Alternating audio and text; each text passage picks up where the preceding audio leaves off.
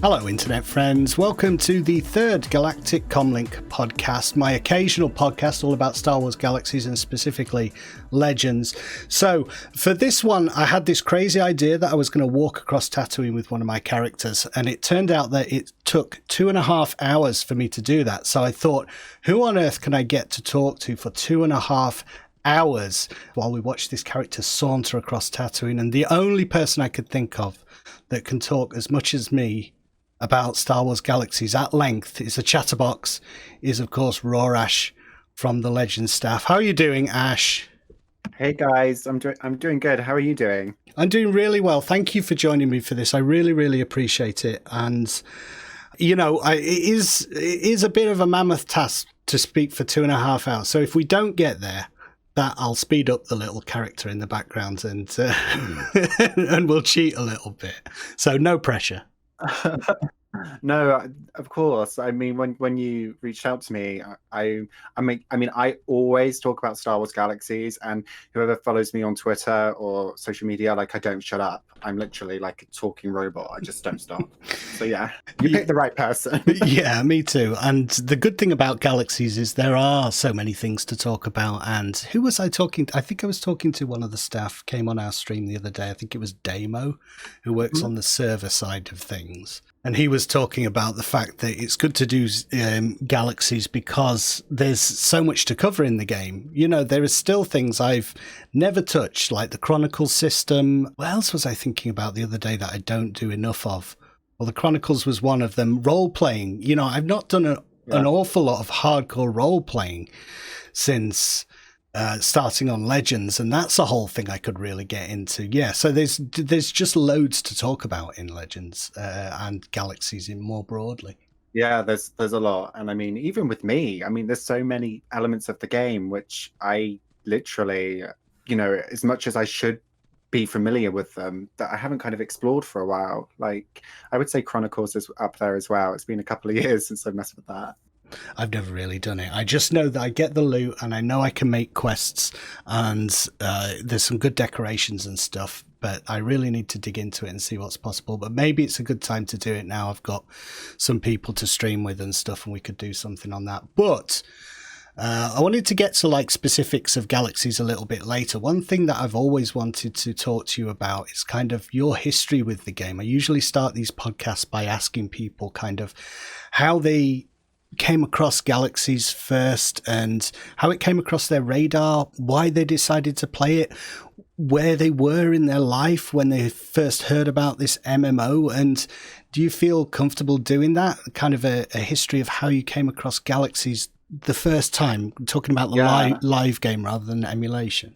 Yeah, like, wow, where do I start with that one? I can remember, you know, when I was back in secondary school and I was about 12 or 13 years old, and I remember seeing a TV advert, I think it was, with Star Wars Galaxies. And, you know, back then I was quite early in my Star Wars fandom, so I didn't really know that much about the Star Wars universe. And I remember just being so captivated, and I felt so interested in this TV advert. And I remember having like 56k modem internet and going to like Google whatever the search engine was and googling it. And it all started from there. And I mean, being so young and playing Star Wars Galaxies, it soon became almost like an obsession for me. It was a massive part of my life back then. And I remember, you know, one account was not enough for me. I don't know if you can relate to that. Like, one account just wasn't enough. I had to have 5. I mean, I'm always curious though, how, because you were younger than I was when you started playing it, how did you convince your parents, or did you convince them? Were you did you steal a credit card? How did you have 5 accounts at 12 or 13? Maybe you played it later, I don't know. I stole my dad's credit card. Oh no. And yeah, so when the game closed, I had something like 5 accounts, and I remember being in my teens, and we had this massive blowout argument. He was like, "What the hell is SOE? What the hell is Sony Online Entertainment, Ash?" And I was like, "Oh, it's Star Wars Galaxies." He's like, "What the hell is that?" But I mean, he kind of knew what the game. He knew that I was spending so much time in the game, and I was making friendships, and I was having fun. So I think in the end, he kind of gave up. So yeah, poor dad. It's always easier if your parents have some kind of interest in it. Was he a gamer or kind of familiar with the online space at all? Because it's one thing to convince someone to buy a parent to buy you a game, but to have to explain the kind of benefit of virtual interaction. Did he get it when you were trying to explain what you were doing online to him? No. He had no idea. Like I remember I would try and explain to him, like I remember saying to him once, "Oh, I've just done a quest on Tatooine." And I mean, my dad is somewhat of a Star Wars fan. I mean, he grew up with Star Wars, but he doesn't have the same kind of appreciation that I do for the franchise. So yeah, to be honest, I was just an annoying brat. I used to just constantly moan at him, like, "Hey dad, I want another account." And to be honest, I was very spoiled when I was a teenager. So yeah, kudos to him, because without his credit card, I wouldn't be able to have the good times I had. No, that was the same with me. I used to get everything by just persistence, just mithering. For me, it was too early for Star Wars computer games, but the toys, I would just wear them down, and eventually they would give in and buy me. I want a speeder bike, but you can't just have one speeder bike. I need 2 speeder bikes to chase another speeder bike, so I need 3 speeder bikes. And just on and on at them. Yeah, I've talked to a few people who did the multiple account thing, but until I joined Legends, I never really did that. I had multiple characters, but I can't remember multi-boxing back in the day. I'm not sure if I even was familiar with that being a thing that was... I kind of took the 2 characters that I was allowed and just jumped between them, but... It's interesting that so many people did have multiple accounts. Yeah, I think I guess I've always been a little bit like kind of there's this I still get it now. If I've logged in several characters, and it's allowed on Legends and it's allowed on most emulators, if I've got 3 characters ongoing, I'm harvesting creature hides or whatever, I'm always kind of a little bit nervous about it. I feel like I'm cheating somehow. That I've got these multiple characters running macros and stuff. I hope no one sees me doing this, but it's fine. Loads of people do it, and it was even done on live. So I don't know why I still have that. It's weird with the way that SOE kind of had their account set up back when the game was live. It was 2 characters per account. You'd have 1 logged in, and you kind of look back now, and I think it was 2 characters per server. Like they had. I think so, yeah.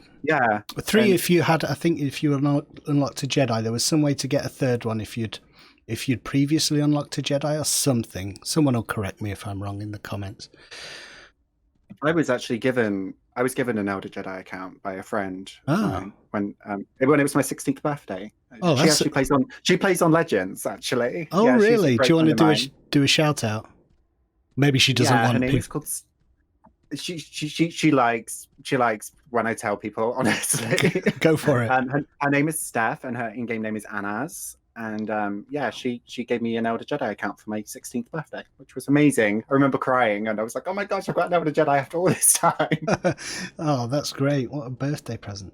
Fantastic. Yeah, so that's kind of your early experience with Galaxies, and I'm interested just the fact that you saw an advert for it, because when I tried to think back to that time, I can't actually remember how it even came across my radar. I didn't see anything as obvious as an advert.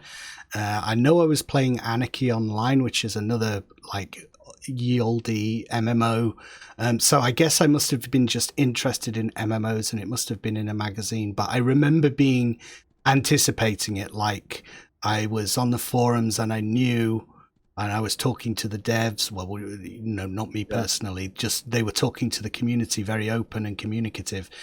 In fact, that's one of the things I like about playing Legends, because it reminds me of that very early development stage of Galaxies where the original devs were talking to the community about what they were doing in the way that Legends, the community team, talks to the fans now. Reminds me of that. There's a level of transparency and communication that doesn't always exist with MMOs. And I really No, I I agree. appreciate that. I agree.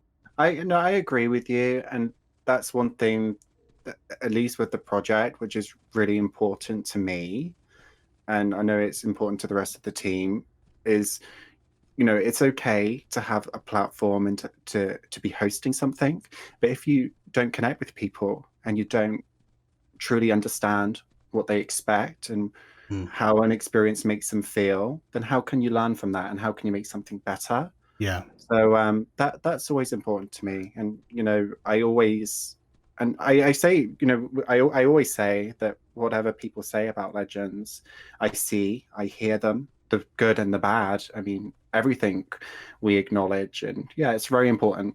Yeah, I think it's interesting with regards to kind of a project that people feel ownership over. You want to give kudos to the people who are doing their hard work and have made it happen, and are working on a volunteer basis to make new things and just to keep it going.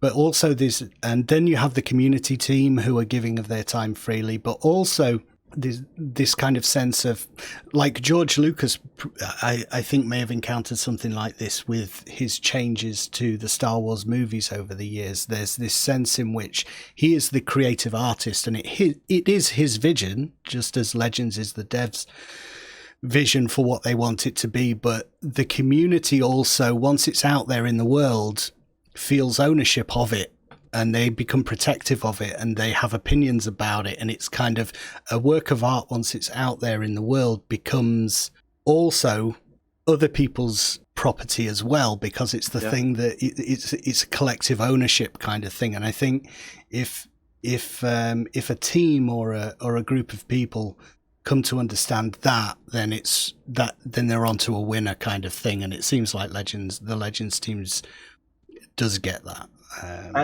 I remember very early with Legends. For me, I have great appreciation and always so much acknowledgement for what came before Legends. And the team at LucasArts and the team at Sony, all of those individuals which gave hours to create, and especially Raf Costa, all of those people are such a huge part of the legacy of this game.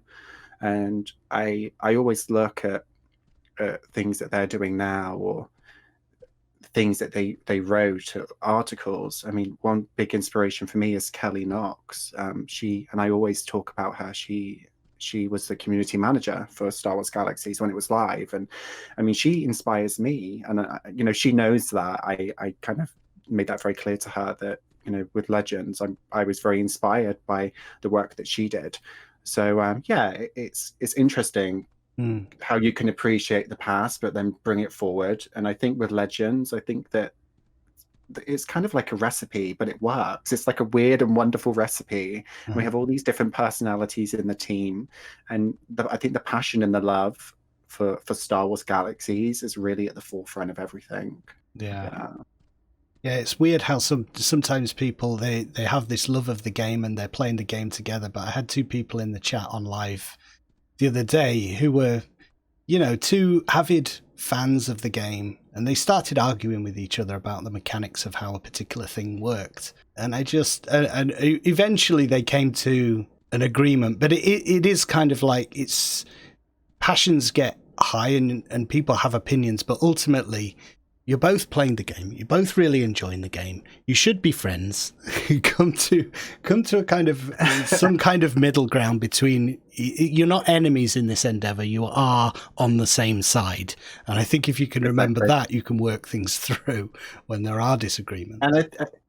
And I agree with you. And I think based on what you said right then, I mean, with Galaxy specifically, everybody has a very different vision of what they think Star Wars Galaxy should be, because it's so broad. It's got so many subtopics, so many different gameplay elements, and it's not even always gameplay elements, it's social elements. I mean, everybody has a very different perception of where they think Star Wars Galaxy should go. So I always, sometimes when I see people, like you said about two players, like having this little bit of a disagreement, like I think a lot of it is passion. Mm-hmm. Like it's just passion for what they love. And sometimes it just doesn't come out so well. Yeah. Yeah. Well, my follow-up question was there have you heard of this? For my generation, there was a dark time between the end of The Return of the Jedi and the rumors of the prequels coming out, and we refer to that as the dark time, when there was no Star Wars, and George Lucas was saying, no, The Return of the Jedi is the end. Was there an equivalent dark time for you between the closure of the live game of Galaxies and discovering the emulation scene, when you had no access to Star Wars Galaxies at all? Yeah, I mean, I'm being very personal when I say this, but I remember being at college, and I had the brand new iPhone, and I remember getting an email coming through, and I thought it was a joke when I got the email from I think it was from LucasArts or something, saying that the game was closing in December, and I remember just feeling empty. I just empty, and it felt like all of those friendships and all of those memories that had been created were being taken from me. And it was difficult for me, when Star Wars Galaxies has always been a huge part of my life, as much as Legends has been. But yeah, I remember that void, those few years where emulation, at least with the NGE side of things, weren't really anywhere to be seen. It was just, No. that was the closure. Now the silence, and that was hard. You either go to try the new Star Wars game that they've just offered for you, or there's no other option. I mean, the emulator, the original EMU was out, wasn't it? But the NGE emulators didn't come around until later, and I think for a long time it took. I think Star Wars Galaxies EMU was the forefront emulator, and there was a lot of that sense of the NG was a mistake from the very beginning, so a lot of bias towards any emulators that might want to tackle the NG. It's like, well, that's a wasted enterprise because the NG was rubbish anyway. Why are you doing that? But actually, what that was... It's I know that it's a view that some people still hold, but I feel it's an inaccurate view and an anachronistic view, given that the NG was around a lot longer than those early stages of the game, and it got really good towards like 2 years into the NGE. The game was very, very good again. I think, I always try, and I don't think the word comparison is a good word for me to use, but I feel like just in their two entireties, the NGE and the pre-CU, they're almost two completely different games in terms of the game development and the gameplay functions. But with SWG EMU, I mean, I've always got so much kudos, and I have nothing but love for other people and other projects out there. I think I see sometimes what people are doing, and it's inspiring. But each version of the game is literally like a different flavored lollipop. You either like it or you don't. And the NGE, I think the NGE, when the game closed, was loved. I mean, the amount of content that they added to the game. Oh, for sure, yeah. Yeah, it was. And I think a lot of that is to do with the fact that I think it was an internal thing. This is all speculation on my part, and, I have no knowledge, but it seemed to me that what happened was there was a lack of continuation between dev teams. Because I remember at some point during the NG, one of the devs coming out, and when people were clamoring, let's be specific, people were clamoring for camps to be put back in the game because they've been taken away with the NGE. And that dev was saying, what, you want to sit in a camp and just chat? What's fun about that? And from his point of view, that was not where he was coming from as a dev. But obviously that person was not working from the design philosophy that led to the implementation of camps in the first place. So, which is socialization, downtime between combat, where people have opportunity to interact, the social side of things. So a camp becomes a hub for that.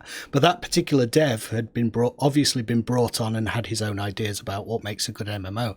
And I remember they did ultimately implement camps again, as you know, but it was almost as if it was up to the players that had been there from the very beginning through the CU into the NG and seen all the changes, who had to almost educate the new dev team as to, well, this is why camps work. This is why we want them back in. And it is fun to sit around and talk to friends in a camp. I agree. I think with the camps in game, they don't just serve as an instant travel, instant travel beacon, which you can ITV to or you can shuttle to.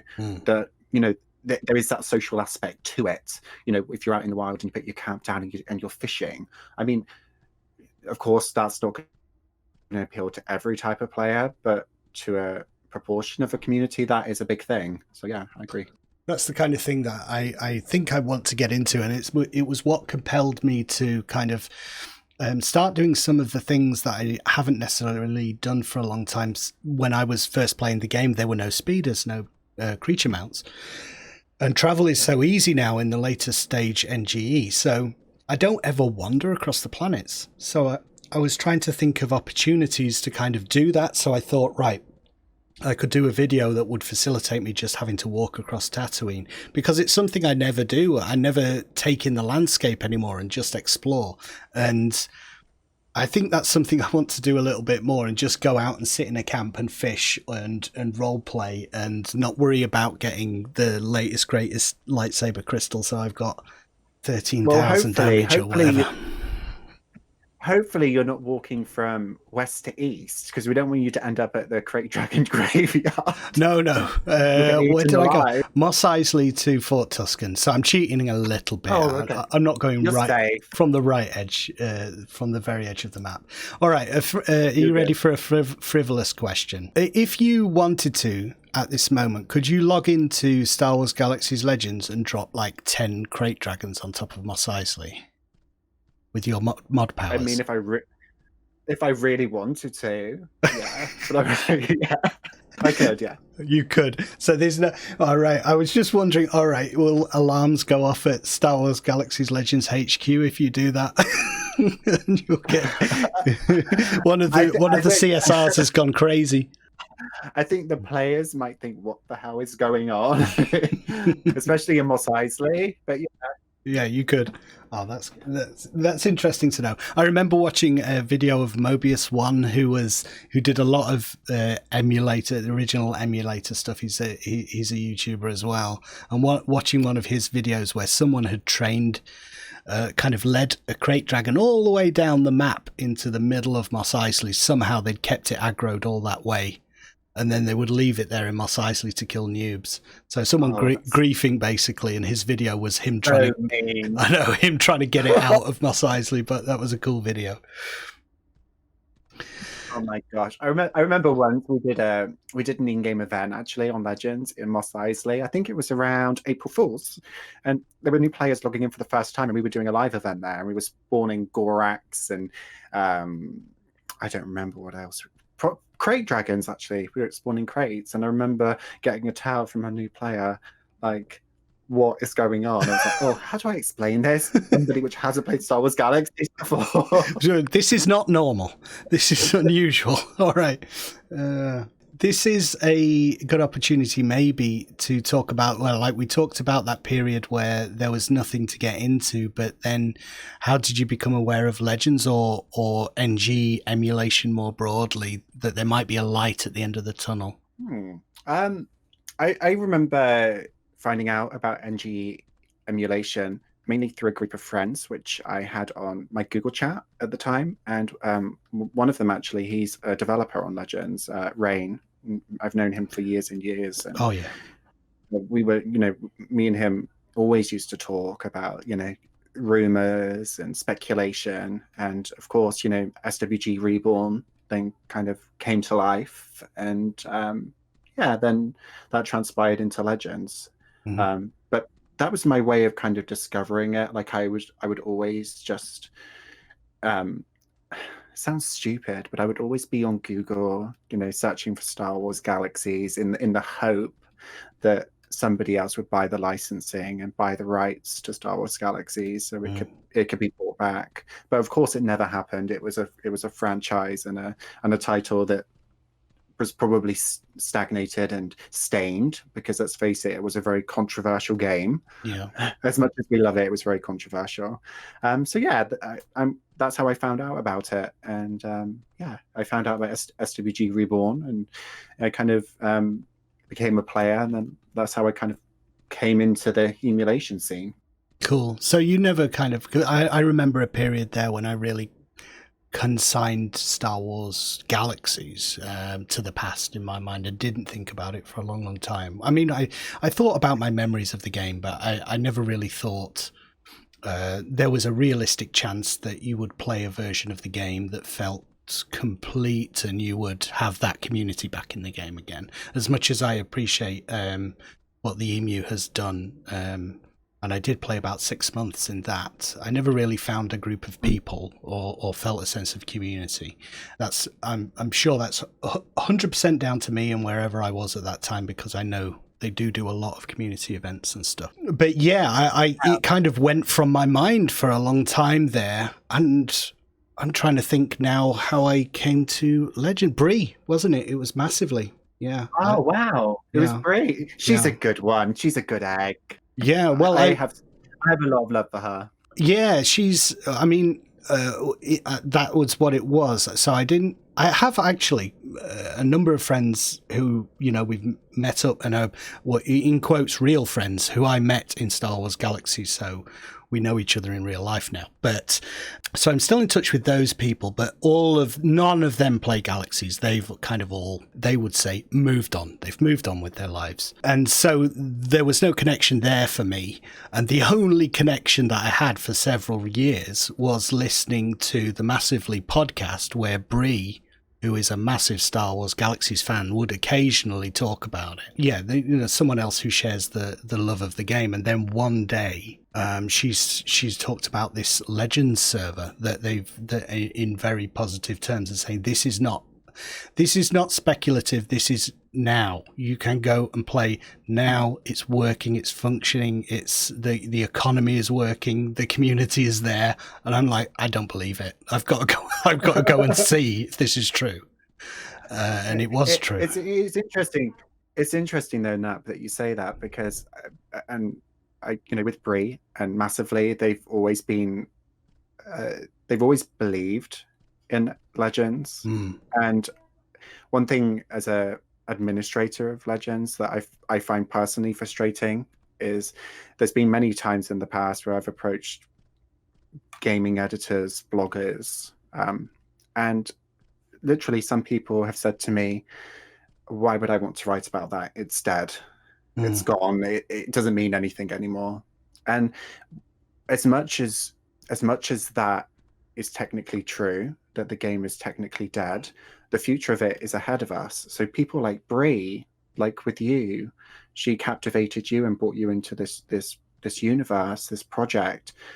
People like her are the ones that directly keep the torch of Star Wars Galaxies Legends alive, because there is a lot of people out there which unfortunately view it as dead and a kind of hindrance to the Star Wars franchise, which I think is sad. I've had it firsthand where people have literally said to me, not interested. Why do I want to write about that? I think a lot of it, two things spring to mind. One of it is those people are interested in getting clicks on what they're doing. So they're coming at it from the perspective of, if it's not the new hotness, if it's not the flavor of the month, then it's not going to achieve their end goal, which is to get as many views on what they're doing at this very moment.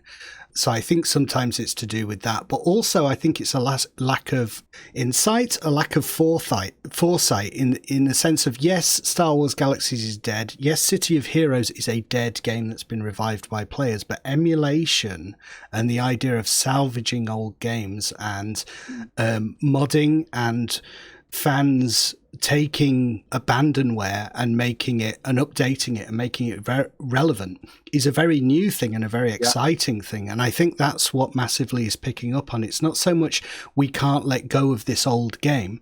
It's that this old game has things in it that have kind of been overlooked by the gaming, whatever fraternity at large, that the fans recognize are really good things, and the fact that the fans are able to then hold on to them and improve on them and revive them is very exciting to me, and that's kind of a new development in gaming that excites me. So it's a mixture. It's old and new. In terms of being at the cutting edge of something, there's never been the opportunity to do something like what the Legends team is doing before, because those games would have been lost forever without the intervention of enterprising groups of players, and that's exciting to me. That's really. Like I always think with Galaxy specifically, you know, when people say it's dead, I totally disagree with them. Like, I think the future of Star Wars Galaxies is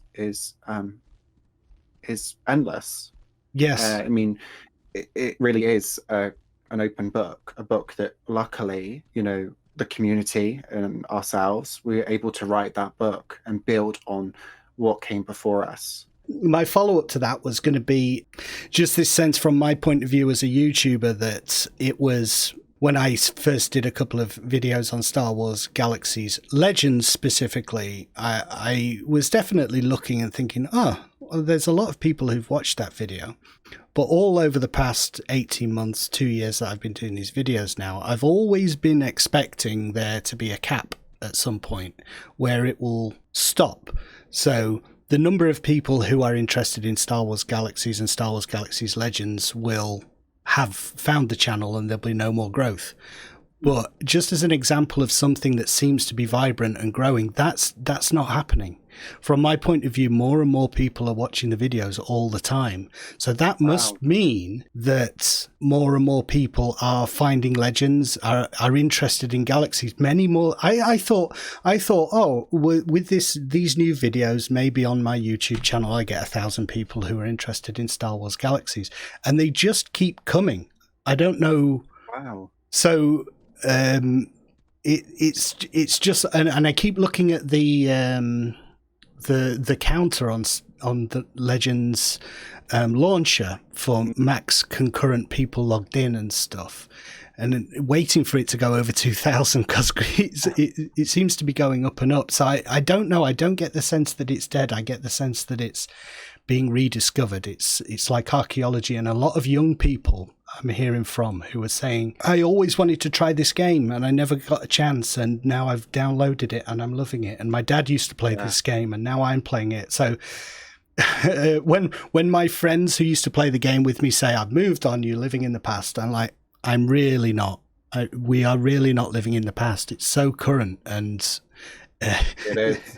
And it's weird though, like with your YouTube videos, I mean, there's so many occasions where people have messaged me and be like, oh, hey, I found out about SWG Legends by watching one of Nat Piat's videos, or they actually quote to me and say, well, in Nat Piat's video, he says this. I'm like, okay. I mean, you have to correct them because I got it hopelessly wrong.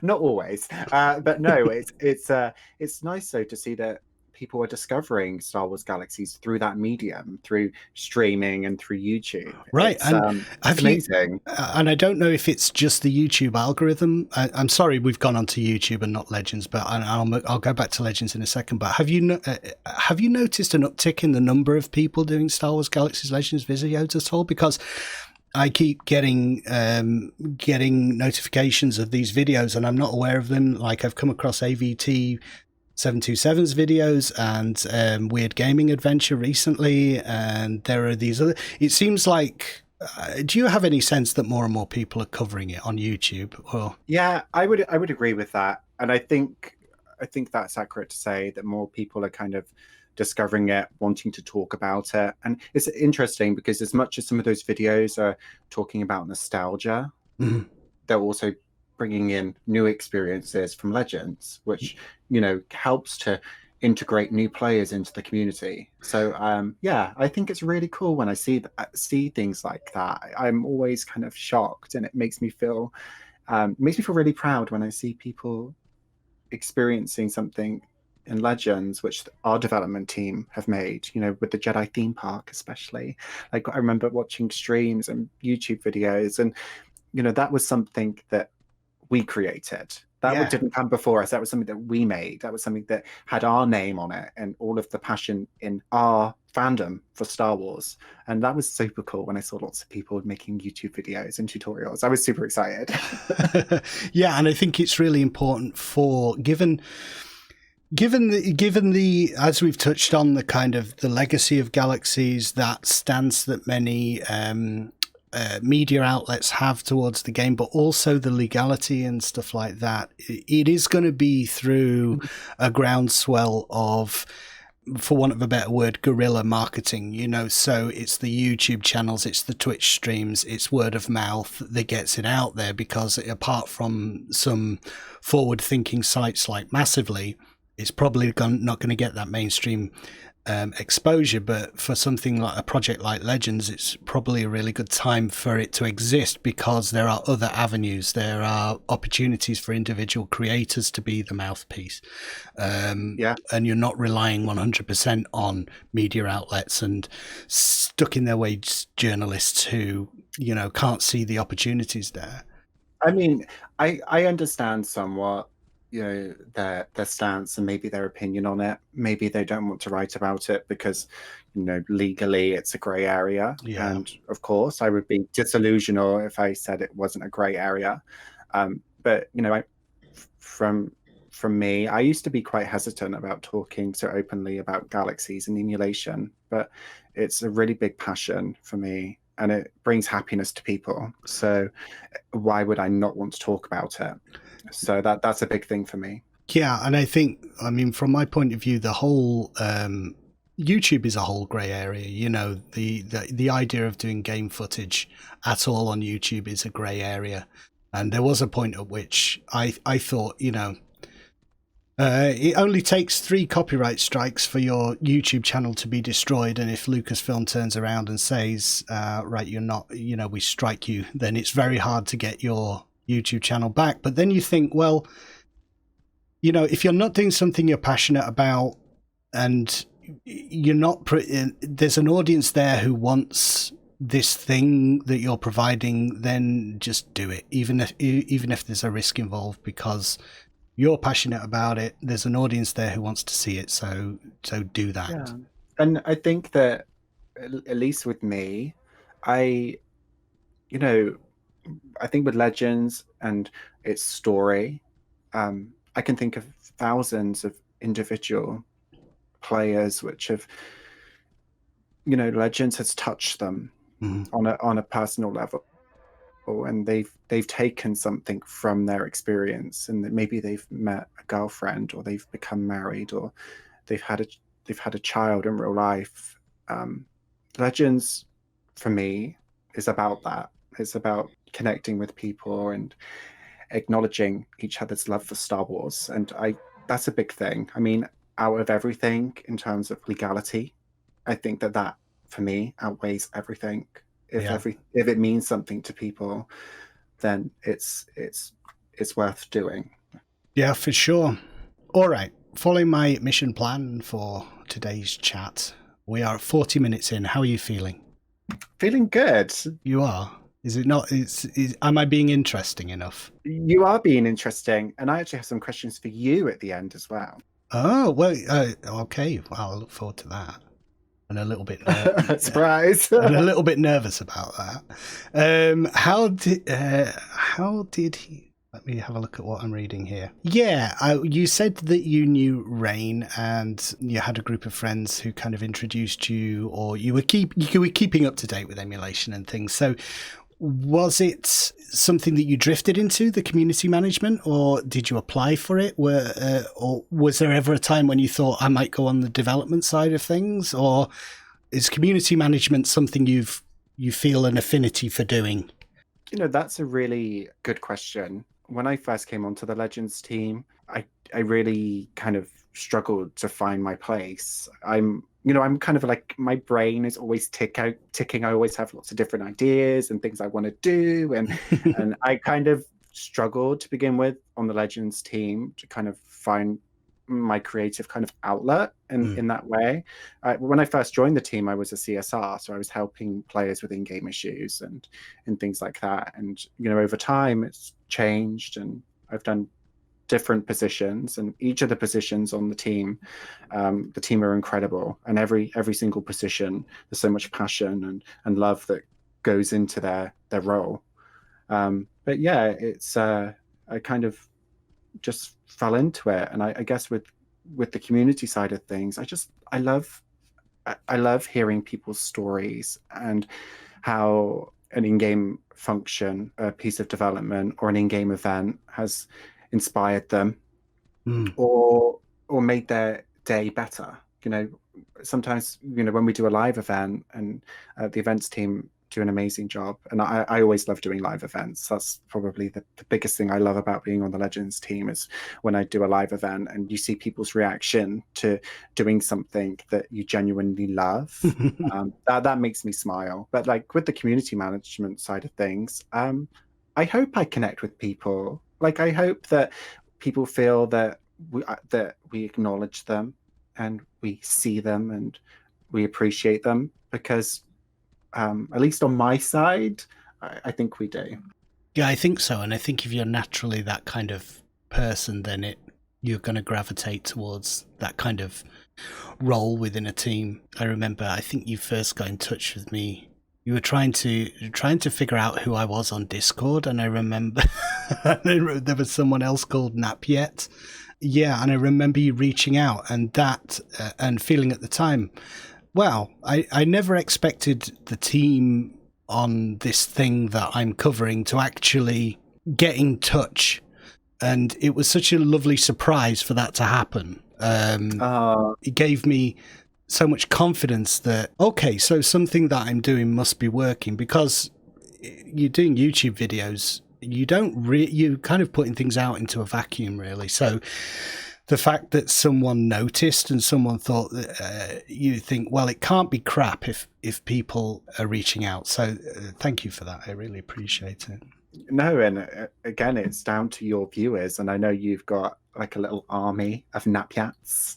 Like I see them, and I know who they are, and all of those people which are kind of in your little sub community, they're so loving, and they're just I mean, I'm sure that you have so much appreciation for them, because they're literally everywhere. Like, anything that you do, they're there. Like on your live stream, in your Discord, they're there, they're supporting you, which is really rich. It's amazing. Well, so something that I've learned that I guess is a factor in the Legends project as it goes on. You can have ideas about what you want to do, but then at some point you have to surrender a little bit of control and be directed by the people who are getting involved. So it's the players in terms of Legends. For me, it's the viewers in terms of YouTube. And one of the big leaps I've made this year is kind of just listening to what the people want and what they've been asking me to do, and just kind of okay, that's what they want. So they want a Discord, they want to group together, they want to do live streams together. Okay, that's all right. Yeah, that's time to get to work. Because honestly, I'm a very shy, reserved person. Sometimes it takes a lot of effort for me to put myself out there. I get very nervous. I was very nervous talking to you. I'm very nervous talking to you. I'm very nervous every time I do one of these podcasts, but I try to cover it up. So a lot yeah, I can relate to that though, Napiat, with like the awkward kind of cringe when you think like, oh, I don't know how this is going to go. Yeah. But so I'm not sure where I was going with that, but sometimes you just have to go with the flow, I guess, and see where people want to take it. So, all right. Average day in the life of a CSR. I'm kind of interested in this because I think you popped into a stream the other day and you were saying to us, you mentioned something in passing about, I said, what do you do in those meetings? And you said, oh, it's mostly the ban hammer. And I thought, I want to. I want to know more about that. What goes on? Like, what's an average day? Or maybe you could talk about one of those meetings and the kind of things that come out. Maybe not big development news, big development discussions, but just like the average meat and potatoes of keeping things going. What do you have to deal with, kind of thing? So, in terms of the way the project is managed, we have general team meetings, which we do every couple of months, where the whole team attends, and we go over things that maybe are upcoming, any issues. We try and keep things really, even though we're not professionals at all, we try and do it in a way which is somewhat professional. And but every week we also have a team leads meeting. So within that, we'll discuss community issues such as disputes and things like that. And of course, that's part of an MMO gaming experience. There are going to be people which get on, and there's going to be people which don't. So of course, that's part of it. We talk about upcoming releases. We go through Senate resolutions. We do take a lot of feedback and acknowledgement from the Senate program. We constantly reading. No, there was a big implementation recently to do with PvP. There a big shake-up to do with PvP and some changes that came in. I'm not a big PvPer, so I don't know the ins and outs of it, but that seems to be an ongoing thing, trying to squash bugs in PvP and keep things balanced and stuff, and stop exploiting. Is that a thing you have to watch? So yeah, exploiting is something that we're constantly looking at. With the entirety of the game. Mm-hmm. Not specifically to PvP, right? But we want to keep everything as fair as possible for everybody. And for those out there which are not following the rules, you will feel the wrath of the Force. I guess I want all the juicy gossip. I want to know specifics, but I know you can't give specifics. But I want to know, like, what kind of things do people try and get away with, like to bend the rules? And is it like naive people who think they've discovered something that no one's aware of, or is it like really experienced players who come up with a new exploit? Is that anything you can talk about? I can touch on that. So I think in terms of exploits and bending the rules, a lot of the time I think people just simply don't read the rules that we have in place, and maybe some of it is a little bit of complacency when especially when it comes to multiple accounts and things like that. Not reading the rules. I mean, we have our code of conduct, we have the account policies on the website, and people don't read sometimes. And I mean, I can't stress that enough. When you're starting an emulation project, read the rules, because they're there. They're very precise, and we try and make them as coherent as possible for people to understand. But it's literally down to that sometimes, where people aren't reading the rules, and they then get themselves entangled in a position maybe with their in-game accounts, where they're like, oh well, I've just started Legends, I've created 3 accounts, I want to have this one but I don't want to have that one. Right. And issues can come from that. And then you can have some, for example, somebody could do that, and then they put a character on admin, and then we revoke access to the account, and they want to take things from the house. I mean, there's so many kind of scenarios, but we deal with all of them, and it's like a rainbow. Honestly, there's so many things going on. Well, we talked about this a little bit off air, but it led on to an interesting topic, which was kind of, I asked you, do you have any aspirations to do this for a living? Because I know you have a full-time job in addition to Legends that you do, but through your experience doing this with Legends, have you developed any kind of aspirations to go on into community management or gaming more broadly? This is an interesting one, and it's something personally that's tugged at my inner heart a lot, whether I made the right decision or not. When you sometimes get scenarios in life and you think, what if I did that? And it was definitely a decision which, I mean, I don't regret it, but no, I genuinely love Star Wars, and I love the fans, the Legends fans, and the community means so much to me. But I did have a couple of years ago, I did have a a gaming studio for an actually a licensed MMORPG, and I'm not going to say which MMO it is. It's a long running MMORPG, and yeah, I was reached out to by an individual, a guy, through Twitter, and they said, you know, there's a position here, you know, we kind of want you to apply, and it was a community management position, and it was always a dream for me to do something like that. Yeah. And the fact that somebody saw something in me made me feel so it made me feel overwhelmed, and I felt like it maybe at that time was the right path. So I remember filling out the application form and submitting it, and prior to them setting up an interview, I remember I got an email which was quite informal, and it was literally, FYI, you need to cut all association with SWG Legends and Star Wars Galaxies. Wow. And I remember just feeling so empty at that point, because Star Wars Galaxies is a big thing for me, and the amount of work that I've put into it and the team have put into it, it hurt. And I sometimes question with myself, did I make the right decision or not? But I have so much love and passion for Star Wars Galaxies. And even though I don't make money from Legends, and honestly, I've never made a single penny from Legends, and I wish I could. Of course, that would be the ultimate job, to work on a Star Wars game. But I turned that one down with that gaming studio, because if they weren't proud of what I'd done before, then that's not a good precedent for me to go into doing. So I turned it down. Such a shame. Yeah, it was a shame. It was a big shame. It was a big shot for me, potentially, but I wasn't prepared to turn my back on Star Wars fans. Particularly since that person presumably reached out to you because of your work with Legends. Yeah. So it was a higher up within the company that said, pretty much, you need to not be associated with Star Wars Galaxies. Oh, I see what you mean. Yeah, it was like his supervisor kind of thing. I think it was the development director or something. Yes.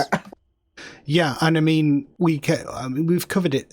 We've talked about it before, and we always drift into this topic of the legality and stuff. But I wonder if we will ever get to a point where emulation and these kind of fan-run projects will become less of a pariah and less of a red flag to, quotes, real game studios. When I think about some of the great work that's been done by mod teams, like the example of the new Firaxis XCOM series, and there was a mod that was developed for it called Long War, which added a lot of extra content, and really it was a whole overhaul for the game that was available as a mod, and it was a mod team that have done it. But in that case, kind of Firaxis, rather than seeing it as a kind of a rival to their business, something that might be a competitor or something that might be stealing their assets or stealing their intellectual property, brought that mod team on board from the very beginning in their follow-up XCOM 2. Wow. To kind of create some of the aliens, to do an officially sanctioned mod in the same vein for XCOM 2, a Long War for XCOM 2. And I just feel like maybe at some point in the future there will be a time when, well, maybe it's a utopia that we'll never get to, but at less people want possession of their property and possession of their intellectual rights and stuff. And sure. Maybe it's because it's something like Star Wars that it is even more thorny, because it is such a huge deal and it's such a big IP that any of those issues that might be there on the smaller scale are just writ large for something like anything with the Star Wars logo. And I mean, essentially, that Star Wars logo has been both a blessing and a curse. We have an amazing Star Wars game, but the license is the reason that the game ended, in a way, because well, not in a way, it was like the license. SOE lost the license and it was given to a new company, and at that point you don't have the license, so you can't have the game live anymore. Yeah, I hope in the future emulation is viewed differently. And the fact that even with my, I had that opportunity to go into the gaming industry, and it was a dream of mine, and I still sometimes dream about it. And I'm proud of Legends. I'm proud of what the team have accomplished, and I don't shut up about Star Wars Galaxies, and I won't, because I believe in the community, and I believe in the direction the project's going. But that situation sucked. It was, it just shows there is stigma with emulation. Go ahead, sorry. At least in that circumstance, on the surface there wasn't, but when things were getting more serious, it was an issue for them, which is a shame. It is what it is. But who knows? I mean, with a smaller company that is less guarded, that has less of a high profile, there's still opportunities. It's not like because you've spent all this time in Legends, but on that particular occasion, you can't use that on your resume, but you can't kind of fake experience. All this experience that you've got now through doing this project, that's a real tangible thing that you could use if you decided to approach a company, or who knows, you might come across a new starter, an indie startup that doesn't care one iota about that association and says, look, come on board and help us do this thing. I think there's still opportunities there, and for someone like you who's so good at it, you really are so good at it, man. It's it gives people a sense of welcome, and this is nice person who's welcoming us into the community. It's so important, and I think any company that recognizes that and can look through the kind of legal issues, that's an insightful company. They would be lucky to have you. I feel like, at least with me, I feel a real connection with Star Wars fans, and that's why I couldn't turn my back on. That's why I couldn't turn my back on it. Yeah, I couldn't turn my back on this SWG community. So I'd love for Lucasfilm one day to do a new Star Wars MMORPG. Star Wars Galaxies remaster, a different title. Yeah. I would love it. And I hope that hopefully I could reach out to them, and I'd love to contribute to something like that. Who knows? Fingers crossed. You never know. You never know, do you? It might happen one day. All right. This is my nerd out section of the podcast. I don't have any special music or anything. This is not like a professional podcast. Does he have a fave class in the game, and why? Ash, what's your favorite class? My favorite class in Star Wars Galaxies is Medic. Oh. And why is because it has such a good combination with Beastmaster expertise. Mm-hmm. With the point allocation on the expertise, it works so well. You can solo PvE content, you can be good in solo PvP content. I love Medic, and I just love supporting people as well. I had a follow-up question. So if you do spec with a medic, is the medic healing the pet, or is the medic applying dots in addition to the pet, sort of keeping the enemy away? I've never really understood how you use the pet effectively in that team up. So what I normally do, and this is quite common for a Beastmaster first responder medic build out, is so a lot of people use the first responder heroic jewelry set, and essentially it will be more focused on healing. You don't get access to the debuffs like serotonin purge or rhythmic calamity. You're more of a support medic in that role, so you'll be dishing out heals, you'll be stacking heal potency. To be a supportive medic. So really you're focusing your healing on group members and the pets. But the DPS, if you get a pet which is in a certain ability category, like the Tan Ray, which has got puncture, claw, bite, the pet is then your DPS, and you're literally the potato shooter behind. Right. Yeah. That is something that I've wanted to try, but I've made my medic a stormtrooper, and I can't think of apart from a dewback, I can't think of a pet that a stormtrooper would have as a kind of a companion. I suppose I could dress him differently and have him kind of go out on his hunts with a pet. Just have him look like when he's not on duty, he's doing stuff with his pet. But You should work on the mutations a little bit. They're fun to mess with. Yeah, there's I think there've been quite a few added by the Legends team, right? And that's an ongoing thing. They keep adding new stuff. But yeah, things like the Crystal Fox has been added from Last Jedi. Yeah, the Volp text. We have the Volp text in game. We have, oh my gosh, I mean, we've added so many. Yeah, Terrantatic. Terrantatic's the most recent one. Oh, there's so many that we've kind of done. Yeah, the Beastmaster system is one of those systems that I always think about when people say the NG dumbed down Star Wars Galaxies. Yes, in some aspects, maybe the lack of decay, the lack of customization in terms of character builds. But if you look at something like the Beastmaster system, if you're talking about sheer complexity compared to the original system for having pets in the game, it's a completely different arena. It's so much more complicated, so much more in depth. I agree, and that's something that, you know, the Legends has such a dedicated Beastmaster community, so we're constantly adding to that. Like, I know there's probably at least 20 beasts which our team have done, which players haven't seen. Really, still to discover? No, they're not in games. Oh, I see. But they've gone through the development cycle, and they're inspired from, you know, different Star Wars productions which are out there and legacy Star Wars material. But yeah, all of those in the future will be going in game, and there's one in there which I really want, and it's like, oh, I just have to have it. But yeah, I have to wait. It really is. It's a mini. There are lots of mini games in Galaxies, but the Beast Mastery is the closest we have really to Star Wars Pokemon that's out there, and it's just hidden within this sprawling MMO. It's amazing, really. I think. Go on. No, you go. It's you're the star. Oh, well, thank you. Don't think I've ever been called that before.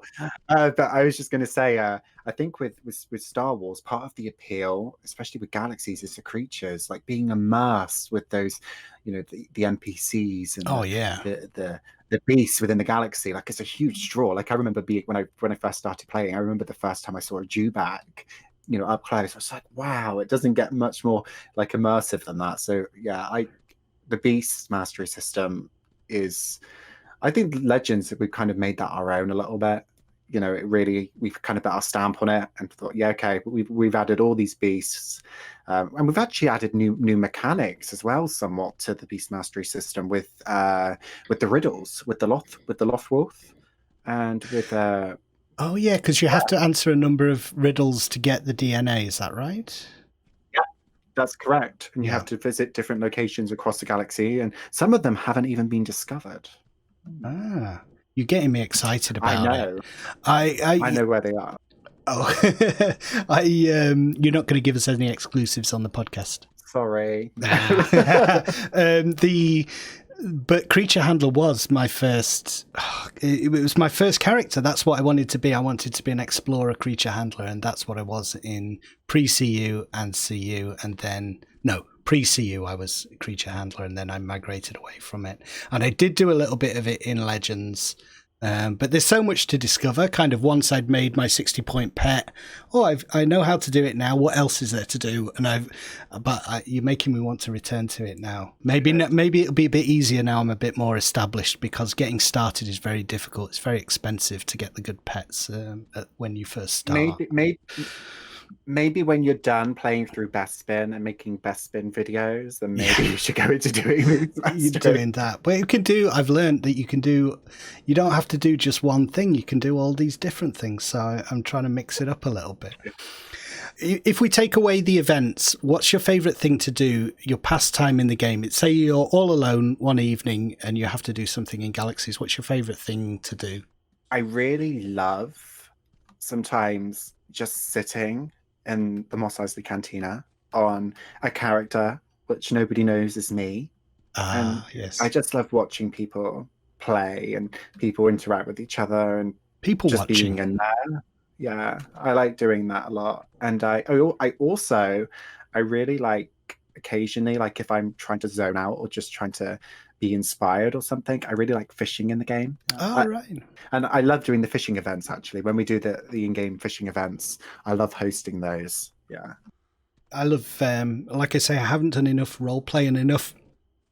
It tends to be because I'm interacting with a lot of people, it tends to help when you've got a lot of people doing stuff to have a goal.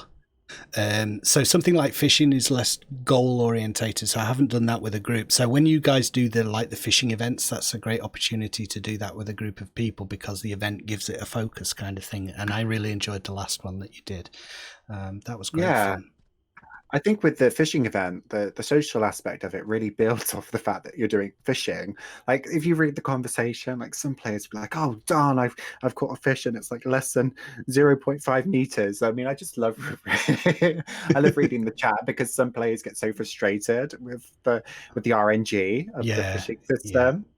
Because there really is, I don't think it matters that you can't really do anything to up your the chances. Can you to give you a better chance in terms of a luck roll or anything like that? No, I don't believe so. No, because I thought only the functionality of the fishing rod itself. Yeah, and because I don't think the bait makes any difference to what you catch, does it? No, I didn't think it did. We actually, interestingly enough, it was only a month or two ago that we actually added fish to Kashyyyk. The original development team for Galaxies didn't include fish on Kashyyyk, and I remember, I think it was maybe in Walmart or one of the team. They're like, "Oh my god, there's no fish here." And we're like, "Oh my gosh, why? Why is there no fish on Kashyyyk? That doesn't make sense." So we kind of, the development team went in and tweaked that so people can have fish on Kashyyyk. Was that a simple change? Like you changed that body of water to something that just registers as the other planets, or is that a more complicated thing? I think it was quite easy for them to do that one. Right. Yeah, it seems like a bit of an oversight if it's an easy change for them to make. But I think the design philosophy obviously was different for Kashyyyk than the vanilla planets. It was the first one that was like, this is the quest. This is a whole planet that is a theme park, essentially. So they probably took away a bit of those, few of those immersive simulation aspects. I agree, and I think Bespin is going to share a lot of the gameplay similarities with the Kashyyyk content. Yeah, for sure. I imagine that will be the case. So do you have, apart from Bespin, do you have a favourite planet? Bespin. All right, Bespin. In case people aren't aware, there's going to be Bespin at some point in the game. if I'm not considering Bespin in that, which I do love so much, and the iconic POIs in Bespin are to die for. They're so iconic. My favorite planet in the game, excluding Bespin, is probably Naboo. That's probably my favorite planet. I love Theed and Moenia, all of those locations, which are just, I don't know, when I'm in game and I'm in those locations, I feel like I'm in Star Wars. And especially with Theed. Theed always is just one of those locations in game, which I'm like, yeah, this is Star Wars Galaxies. It kind of holds a certain iconicness to it. They did an amazing job with Theed because a lot of those starports and stuff are cookie cutter starports, and they did the whole palace and the hangar and everything from episode 1. They did a great job, and I think Naboo is probably, Naboo and Corellia are possibly the most diverse of the planets, with the most different types of terrain throughout. They have the swamps, the waterfall, the plains, all the different places on Naboo. Moenia is completely different to the environment in Theed. A lot of people, interestingly enough, that I talked to, a lot of people like Talos. A lot of people like the sunset and the skybox on Talos, which to be honest, I always used to take for granted, but there's a lot of people which love living on Talos. Each to their own. I remember a big kind of guild where we were deciding when they first implemented player cities, and everyone was Talos, and I was, what's so great about Talos? I never understood the appeal. I was like, no, we go to Tatooine. Tatooine is Star Wars. What are you talking about? But everyone wanted Talos. But yeah, I've heard that as well. But beauty is in the eye of the beholder. Yeah, I agree. I could not live on Tatooine though. Those sandstorms would drive me crazy. We actually have a God mode command which you can change the weather, and I may have done numerous live events on Tatooine and changed the weather because me doing an event during a sandstorm, ain't gonna happen. No, it would put a spanner in the works. But I feel like this is probably a product of memory, but I remember there being lots of sandstorms on Tatooine like every 5 minutes when I was playing, and I feel like they're pretty infrequent now. And they don't, and when they do come, they don't last very long. But I don't know if that's a difference between the NG and the earlier game or something, or it's just my memory. I'm not sure with that. Yeah, I'm not sure with that one. All right, this is really nerdy now, but weapon of choice? Do you have a weapon of choice? I do have weapon of choice. I love the Night Sister Energy Lance.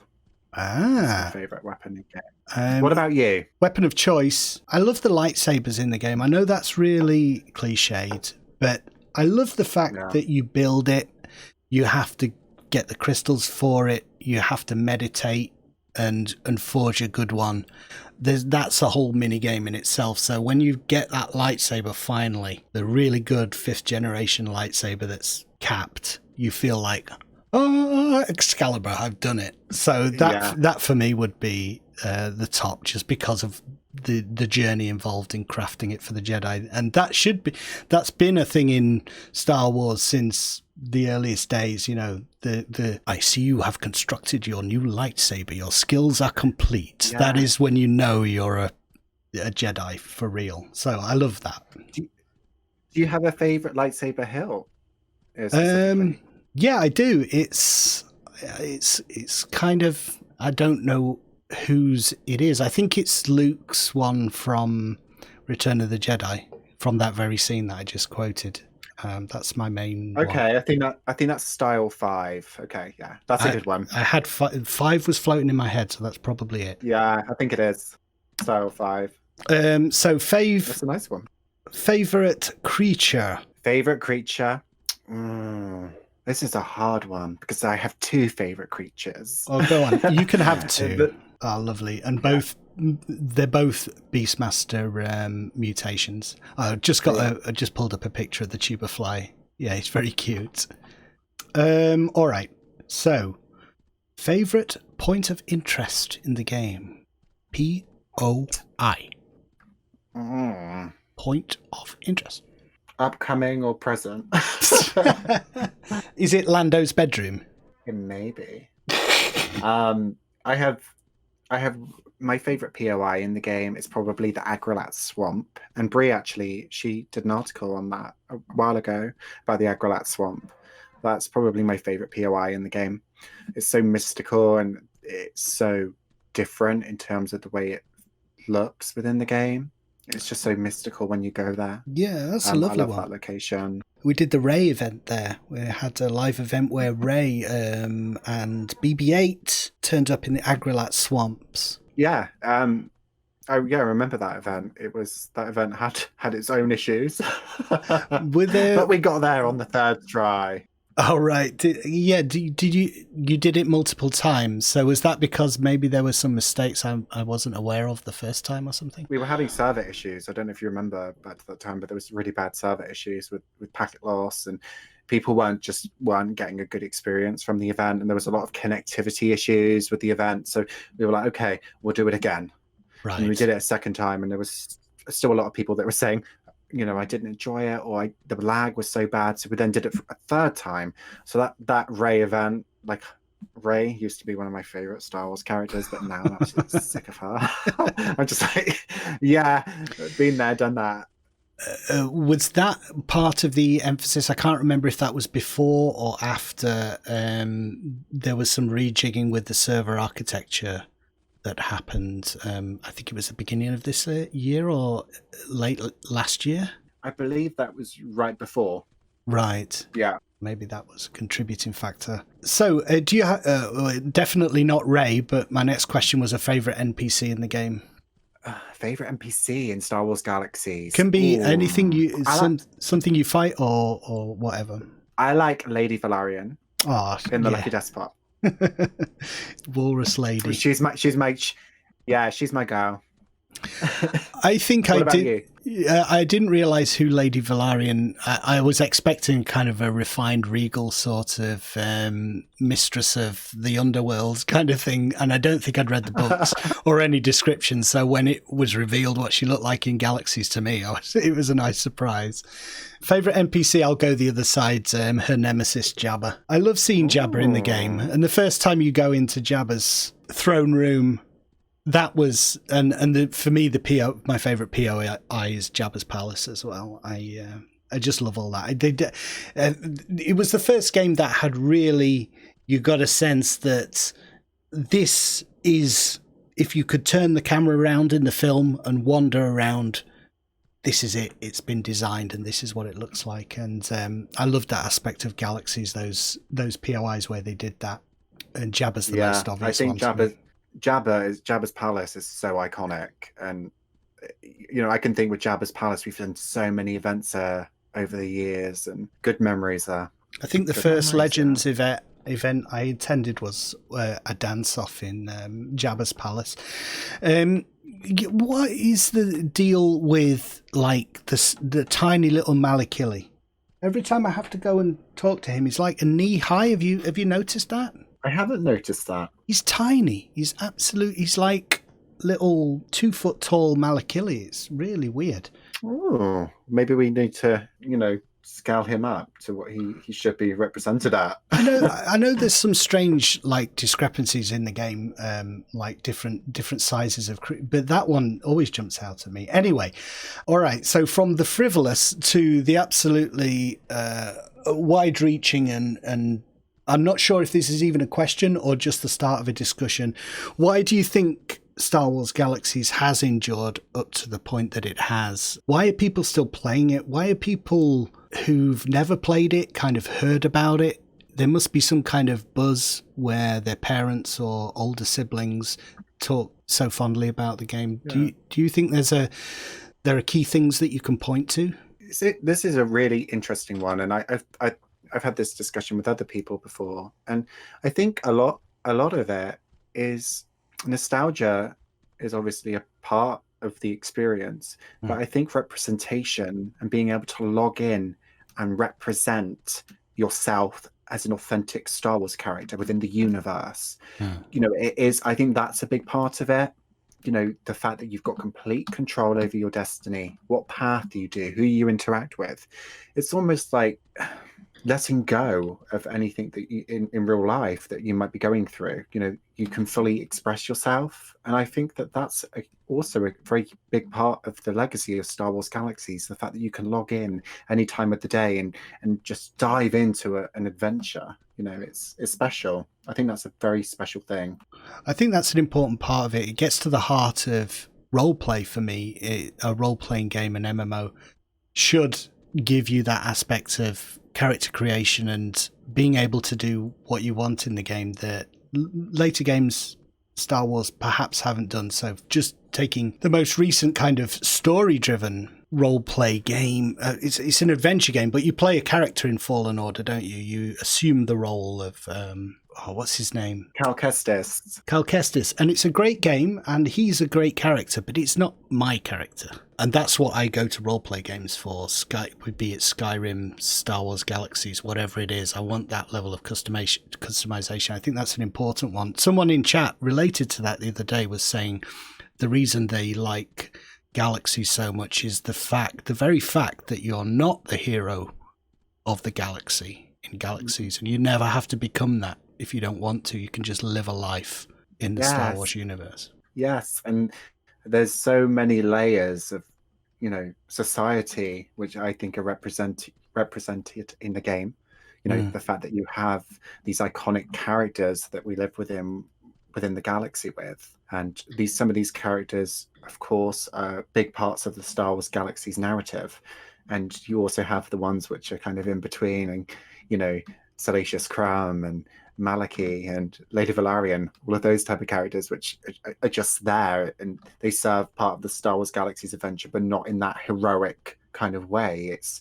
There's such a spectrum of individuality, I think, which comes with Star Wars Galaxies. You really can be who you want to be and sometimes that's a good thing if you're behaving yourself, but if you're not going to behave yourself, it can be a bad thing. Yeah, I remember even watching the original films when there wasn't a lot of expanded universe to draw upon for information, feeling like Jabba's, taking Jabba's palace as the best example in my mind. I always wanted to turn the camera around, and I wanted to follow those. I wanted to follow Ree-Yees in the background, the weird three-eyed alien. What's his story? And Galaxies gives you an opportunity to do that, just the way the books did that also. And those background characters, that's why I'm so kind of charmed by something like The Mandalorian, which does show you a lot of, you know, they wouldn't appear in a 2-hour movie, you just don't have time. But in a TV show, in a sandbox game like Galaxies, you have time to labor some love on those characters. I think that's an important one. I agree, and I have to say this, I absolutely love The Mandalorian. I have so much kudos for the show. I think what they've achieved is so truthful to Star Wars. And I love the show. It inspires me with Legends sometimes, with the stories and the feelings that we want people to have. Of course, we don't directly copy, but I look at what they're doing and it gives me so many ideas with Legends and for live events. And episode 1 was incredible with the Tusken Raiders and hunting the crate piles and these people coming together, which usually wouldn't be together, the Tuskens and the townsmen coming together to do this unthinkable task of taking down a crate dragon. And I love The Mandalorian, and I've discovered one of my favorite Star Wars character, which is Cara Dune, which is I love that character. It resonates with me. And I love Gina Carano, which plays Cara. She's doing an amazing job, and that character is so gritty. And I feel personally, as a Star Wars fan, I can relate to her, because being in a galaxy where you don't always know your place and you don't know where you fit, you know, I can relate to that somewhat into my Star Wars Galaxies experience, you know, especially being a staff member. You know, sometimes if I go into the game on my own character and people will be sending me tales about Legends, I think, well, where do I fit into this galaxy? And that character just resonates with me. I love the character. Yeah, I think she's a great one. And the opportunity for spin-offs is strong. The Force is strong with this one, like a Cara Dune spin-off, or some of the other more minor characters. A personal favourite of mine is the Marshal, played by Timothy Oliphant from that first episode. I love him as an actor, and I loved him in Deadwood. I would love to see a series set in that town, like Deadwood, which was all about being on the frontier and basically building up this town in hostile territory, and the dramas that go on, interpersonal dramas between all these people. I think that would be a really interesting Star Wars story. I totally agree with you. And I think a lot of people out there would love to see that. And I think with that episode, specifically with episode 1 with Timothy, is his name Timothy? Yeah. Timothy Oliphant, I think. Oliphant, I think. Okay. But that episode specifically gave me so many vibes of Star Wars Galaxies. Like, people were tweeting it, like I felt like it was a real homage to Star Wars Galaxies and the way it was presented, you know, landing at the starport and then going on your speeder bike to a it really was, yeah, when you put it like that. It really was. Yeah, it was, you know, it was special. I have so much love for The Mandalorian. I think it's so inspiring. And Cara Dune, so if she's listening, get in touch with Ash for some. Who knows? She might have nothing better to do than listen to us waffle on the internet one evening. Well, Cara Dune, played by Gina, she knows that I support her, and I have nothing but love for her character and for her as a person. She's incredible. So yeah, brilliant. I just love seeing that kind of. She kicks ass at the beginning of that episode, where the Mandalorian goes back to destroy the base, and she takes out all those Aqualish characters at the very start just kicks their asses. I love it. I love the scene. My favorite, if we're talking about Cara Dune, my favorite scene is actually in I think it was chapter 13, where she's driving that kind of, I don't know what the name of it is, like that huge tank vehicle with the Mithril and with Grief Karga. Yeah, where they're And being pursued by the speeder bikes. yeah, and I just love the carelessness of that scene and just ramming the speeder bikes into the side of the cliff. Like, I'm in spirit, I was there. Yeah. Like, yeah, knocking down. I love any time I see speeder bikes chasing things. I think speeder bikes are still one of my favorite things, and to this day, it galls me that the speeder bike is slower than the swoop in Galaxies. I just want it to be as fast as the swoop, because I would always be on a speeder bike, but it's not as fast. Never mind. It goes for a booster. It goes faster up hills, I think, is the trade-off. So this is another kind of broad question, really a talking point, but do you see potential in other MMOs, anything that's coming on the horizon that you think might interest current Galaxies players, or that gets you excited? Do you keep up with current MMOs and what's out there? That's a good one. I think the only game which I'm semi-aware of, which I kind of follow, is Pantheon Online. I think that one maybe has some potential. I'm really interested to see what Raf Costa does with his upcoming project. I love Raf, and he's another person which I'm always watching what he does, because he's so creative with his development and his approach to philosophy of gaming. So I'm really excited to see what he does. But beyond that, Legends is keeping me busy, and I try to keep up with what other SWG projects are doing, because people will sometimes say to me, "Oh, Ash, did you see that this project are doing this and this project are doing that?" And sometimes it can be hard to take in so much information when I'm especially when you're working on Legends. But I'm trying to be more aware of what's out there now with SWG emulation. I think that SWG Emu are doing a great job, and there's another project which I don't know, I think it's a smaller roleplay server, but they're doing a great job. I forget what the name is.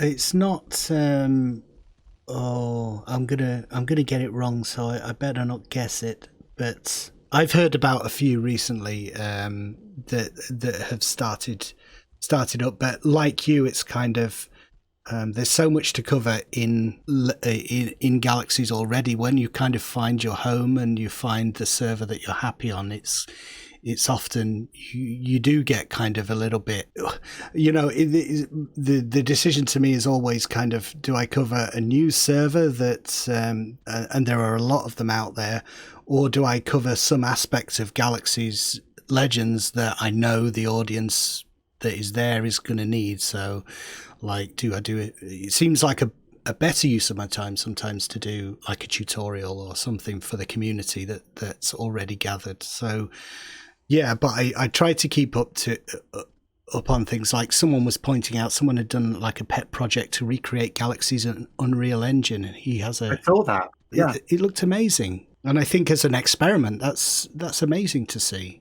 He's very creative and he's very passionate, and I feel like whenever I see things that he posts on Reddit or Twitter, he's always so passionate about what he does, and regardless if anybody experiences that or not, or whether it becomes part of the Galaxies experience, I think he's done a really good job. Like, yeah, it feels like you're in the world.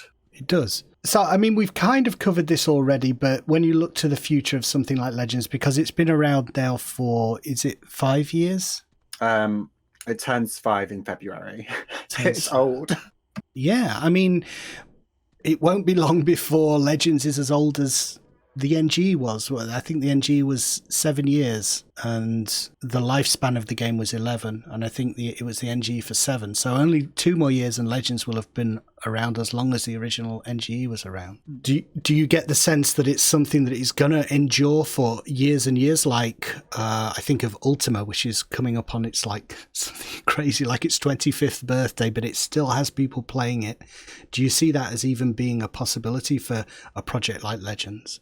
For me, I would say, at least for us, which are guiding this this project through the galaxy. You know, we have plans for probably the next 5 years of what we want to do and things that we've heard people want and what we want to deliver. So I think that as long as there's a community supporting Legends, I don't know whether I'll still be doing it. I don't know if I'll be in part of the picture or if any other team members, you know, things change over time. But I hope so. You know, I have the project means so much to me and the community. You know, I always say how amazing they are, and it makes me emotional sometimes because I know what this means to them, and it's a huge privilege for us, and it's a huge undertaking to be part of this legacy. So I hope in 10 years that Legends is still there and it still means something to people. And yeah, I hope so. I do as well, and I can't think of a better note to end on, and just say how much we all appreciate it. And thank you for coming on and talking to me for such a long time. I really appreciate it. And I wanted to do this for a long time, and it's just a case of finding a good opportunity to do it. So thank you, Ash. Your work and the Legends team is fantastic, and I hope it's going to be around for many, many years. I'm sure it will be.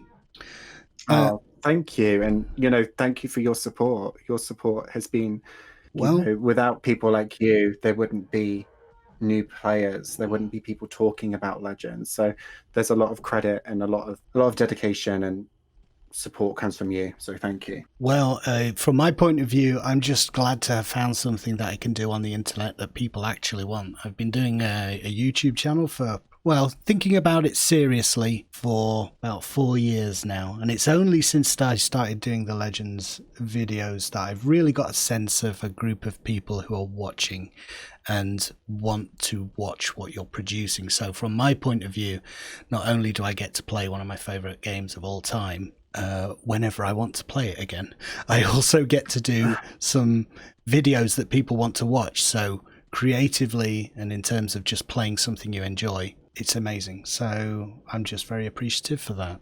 You're a big part of that. That's very sweet of you. It's all a love-in at the end. So did you have questions for me? You mentioned you had some questions.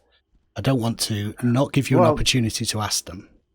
Well, some of them we've actually already covered, because I thought it would be interesting to ask you what your favorite piece of SWG Legends content is. You know, out of all the things that we've added to the game and the team, do you have a favorite thing and why?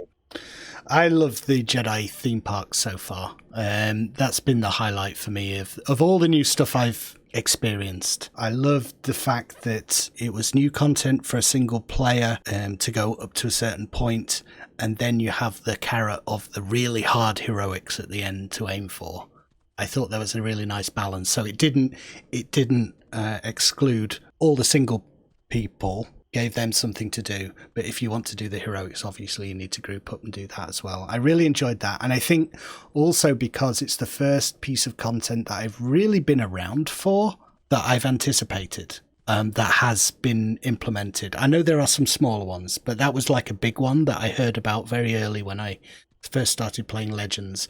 And to see that talked about, rumoured, then come to, oh, it's coming, then it's on the server, then everyone's playing it. Yeah, so that would be a highlight for me so far. And obviously, going around Bespin with you was a huge highlight. Oh, yeah, that was good great stuff to come. Yeah, I can't wait to see how it's developed and what's been added and stuff, because that was great. And still bowled over by the fact I still feel like it could be called. It's like, I think, oh, if I have a look at Bespin again, what's the best way? How do you express it to people? And I want to call it an expansion, but I know you guys are not calling it an expansion. But it feels like an expansion to me. Here's an exclusive for you. With the amount of content in Bespin, we are considering it an expansion for the game. Right, fantastic. Well, that's brilliant. So it's the 5th unofficial, unlicensed expansion for Star Wars Galaxies. Yeah. Well, from everything you were saying, it was feeling more and more like that to me, but I didn't want to kind of that's additional pressure, and whatever people add, but whether or not you guys felt that it was at that level, but that's amazing to hear. I'm so happy with that. So if I do a video about it, I can call it Expansion Beta.